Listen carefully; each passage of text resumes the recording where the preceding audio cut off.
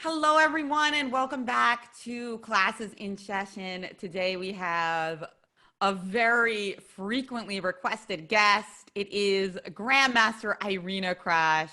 She is also wait a second, 7-time U.S. Women's Champion. I got that right, Irina, yeah? 7 times. For now, but by the time you watch this video, who knows? Irina, thank you so much. The girls in the club and then also, of course, the YouTube audience are all like really thrilled that you're able to make it and show us some of your favorite teaching examples. Hi, Jen. Hi, girls. Yes, I'm excited. I'm excited to show you guys my favorite teaching examples. I do a lot of teaching these days. And so these are some things I've come across that I found to be particularly instructive. So let's get into it. Okay, so here we got the position from the Sicilian defense, one of my favorite openings, probably my favorite opening. It's Me a game between too. it's a game between two computers, Jen. You know, whenever I want to find instructive examples, that's where I go these days for computer games. So Black played knight a5 here, a pretty typical move. They are thinking about going to c4. They're also thinking potentially open up the c file, make a sacrifice on c3, win this pawn. So now we get into this kind of little tactical skirmish. White plays f5, attacking the bishop. So different things that Black could do here, but Black decided on pretty interesting sacrifice. Rook takes c3, which happens to be extremely common, an extremely common material sacrifice in the Sicilian defense. So White's got to respond by capturing the rook. Black traded here and took a pawn. So right now Black has a pawn for the sacrificed exchange. Actually, I think I can make this screen bigger for you guys. Is that better, Jen? Yeah, sure. Okay, great. The c3 pawn is hanging. So White defended it like that, and Black got another pawn. So right now Black's got two pawns, knight and two pawns for the exchange. We've got bishops of opposite colors. So this is where things start to get pretty interesting. Well, when we sacrifice an exchange, and it's actually one of my favorite sacrifices in chess, the positional exchange sac, you know, one thing we want to make sure of is that our opponent's rooks are not very active. And in this position, actually kind of looks like White's rooks are going to have open files. So maybe that's not the best sign for Black. Another thing when we sacrifice an exchange is like, you know, we want to make sure that we know exactly what we're getting for it, right? We need to have maybe some great outpost in the center, or like control over a certain color complex, or having the opponent's king weak, or having their pawn structure shattered. And in this position, I mean, things are far from clear for Black. So Black's got a knight on the side of the board, pretty passive queen on d8, rook still in its initial square, and, you know, bishop is fine, but kind of uncoordinated from the rest of his army. So the kind of the interesting part here is going to be how Black takes this position, which at the moment doesn't look particularly impressive, and turns it into a picture of harmony. So the first step is the computer playing Black, it was Komodo, brought back this bishop. Oh, sorry, it was White's turn to move. So White played king h1. It's a typical prophylactic move, getting out of potential checks on that diagonal. And now Black started by bringing the bishop to this square. So what's the idea of this move? First of all, the bishop is on an outpost, so he feels very secure over there. On c3, he was kind of unprotected, could possibly be a loose piece. So step one, secure the bishop. Also, notice how the bishop points at the king, even though it's hard to see right now how Black is going to use that to their advantage, but that's definitely a possible option for that bishop on the diagonal. So White develops their queen, connects their rooks. Step number two, take the knight off the side of the board. All right, so every move, Black is actually going to be doing something for his pieces in this game. White plays bishop f3. I can't really say that bishop takes c6 looks like a big threat, but black decided he didn't want that trade, and he avoided it with knight d4, attacking the f5 pawn. So now if white takes this, this pawn, black has a choice of how they want to capture on f5. They actually could take with the pawn, even though it opens their king, or they could take with the knight. And at the moment, you know, they do have 3 connected pass pawns in the center, which are going to be a really powerful force in the future. White could take the knight, which is always an option, right, to open your opponent's king. And this is a nice moment to stop and think about what black should do here. Black is up a pawn, but black's king is open. So what to do? Well, a good step is to think about what is your opponent's next move. White has a really, really dangerous threat, and black needs to prepare for it in some way. And a nice and simple way to do it is the move e6. And that gets a tempo on the queen. It connects this queen into the defense, and very importantly, this pawn. So like now you never have to worry about this move because f5 is a very effective way to meet it. So black's king is safe. He can hide in the corner. His bishop is excellent, and black is up a pawn. So we don't have to be afraid of that. Well, white didn't take the b7 pawn for that reason. So white captured on g6. And here's another interesting moment, guys, that I found a lot of my students sort of stumble on. Which way to recapture the pawn on g6? So should you go for the open file for your rook or not? This has been a very tempting choice for a lot of people because they just kind of think, oh, open file looks nice. But it's not really that simple. First of all, white could take this pawn. Black's king is weaker with that capture. You know, this diagonal is more weak. And white's rook also got an open file. So capturing with the f pawn is not really the right way to do it. Capturing with the h pawn keeps your king more secure. And there is another hidden point to that move. So white grabs the pawn. Now we have only one pawn for the exchange. And this is one of, you know, my favorite parts of this game is how black, you know, continues with every move building the harmony of his position. So we can see the bishop and the knight really good, but there are parts of black's position which are not so good. So how do we make things better for the queen and the rook? Well, for experienced players, this move king g7 is quite easy. But you know, for newer players to the game, it's like a much more unusual way to develop a rook, right? Because we're so used to kind of thinking, you know, into the center onto those open files. Sometimes we just don't notice how actually the side of the board can offer us some really good open files as well. So king g7, and so we see now the point of the bishop. We see now the point of the capture with the h pawn, and I think all you guys can see what is going on, right? With the possibility of that rook getting activated. And that is going to add a lot of power to black's position. So what to do for white? Well, white doesn't have a center in this position, so it's a little bit hard to find a plan. So white goes queen e3. This got a little bit confusing. I mean, I have to say, from my sort of human point of view, rook h8 looks normal, attacking the pawn, and probably something like that. You know, I would just be following this rule that I have a dark squared bishop, so pawns on light squares are the right way to go, kind of opening up my queen that way. But the computer does it in a different way, but you'll see he sets up something quite nice. So first he does that move. Yeah, it's a little paradoxical because he's got a dark squared bishop, and now he's just kind of lining up all his pawns in the same color. So why is he doing that? Well, we'll see.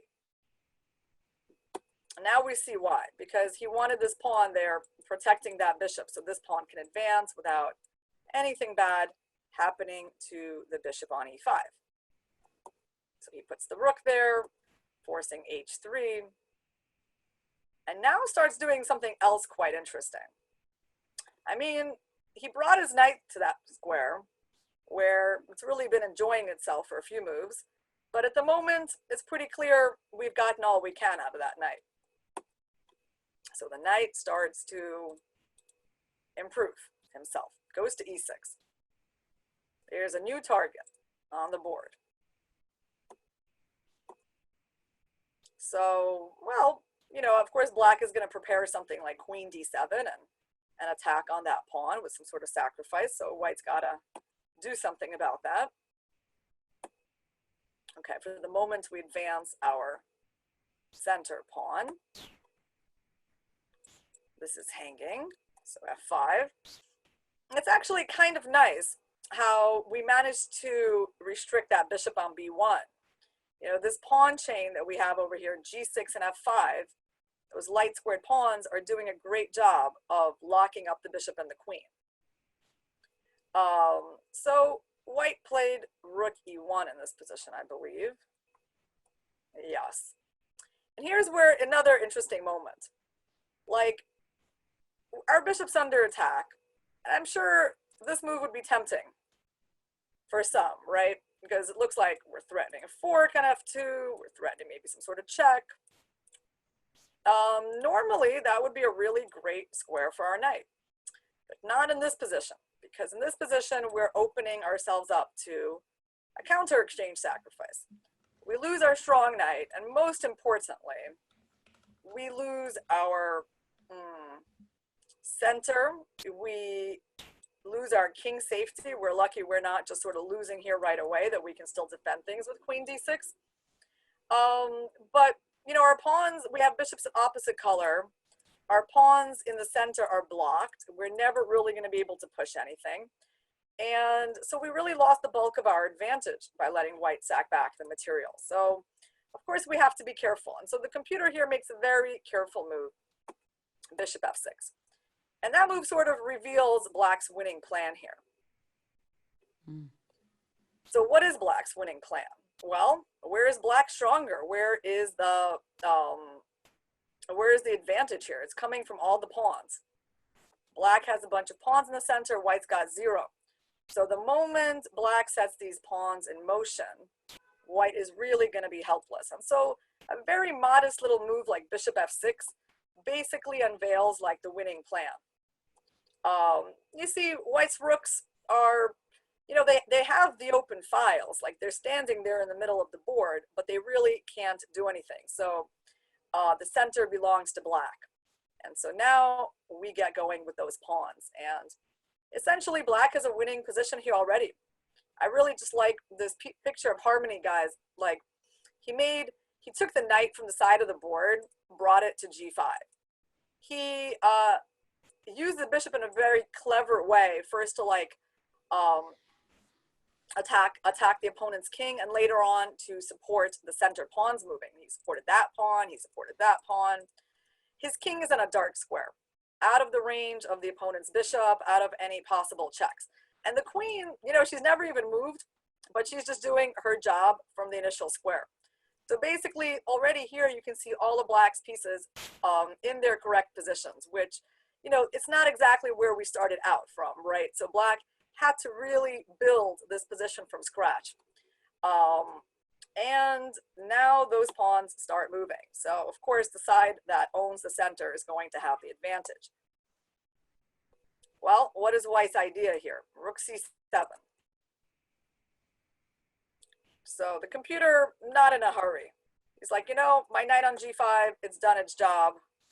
Let's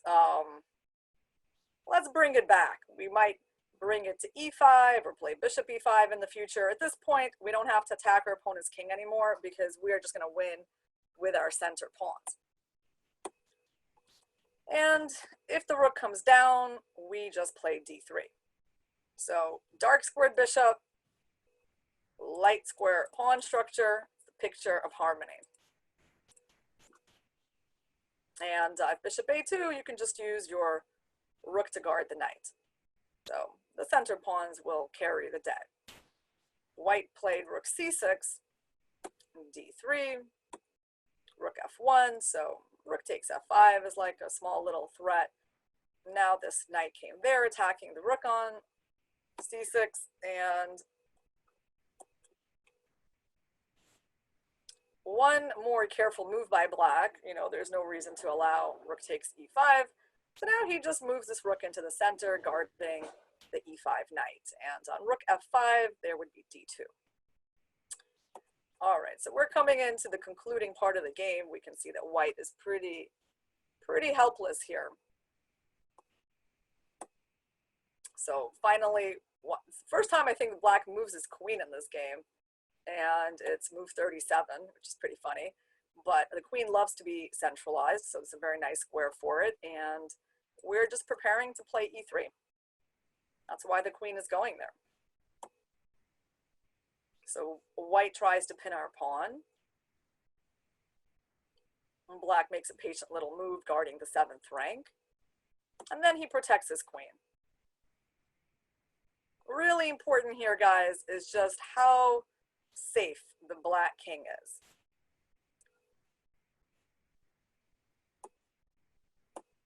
And e3, queen moved back, and black kind of had a nice finishing touch on this winning position. So black plays knight g4. So pieces are so dominant that black can afford to even go down a rook here. I mean, the knight is trying to get into f2, but on this move, I think, well, white didn't play it. I think the game just ended. It's pretty hard for white to get out of this. We're threatening e2. We have checks on the h file, bishop d4. This king is coming under attack. So that's kind of the end. So, that's the final picture, guys. Complete and total domination by black. And I think it's a pretty good example on, the essence of chess, which is the creation of harmony in your camp, and also the destruction of harmony in your opponent's camp. I mean, white, look at white's position, look what's left of it. And, I read this, this quote by Anatoly Karpov. Was asked something like, what's the goal of chess? And he said, to leave the opponent without a move. So I think the computer managed that quite well in this example. That's amazing that you say that, Irina, because the other day we had the team class with Katerina Nemkova and myself and our teen girl group, and we asked them their favorite positional players. And they mentioned Karpov, of course, and Capablanca. And then we asked for their favorite female positional players, and they mentioned you, Humpy Kineru, and somebody else came up, maybe Susan Polgar. And yeah, so Karpov and Krush, that's so perfect. Yeah, it's what I do enjoy this part of chess, I have to say. So it really resonates with me when I heard Karpov say, to leave the opponent without a move. Yeah, you can tell your strategy has been successful when your opponent has no more moves left to play. And it's a different way of looking at the game than somebody like I can't remember the quote off the top of my head, but something like with Fischer talking about, crushing his opponent's ego, or, a lot of tactical players who just want to demolish their opponent's king. It is different, right? And that that famous middle game, Zugzwang by Nimzovich, comes to mind as well. Yeah. So are we ready to move on to the next? Yes, that was great. Example? Thank you. All right.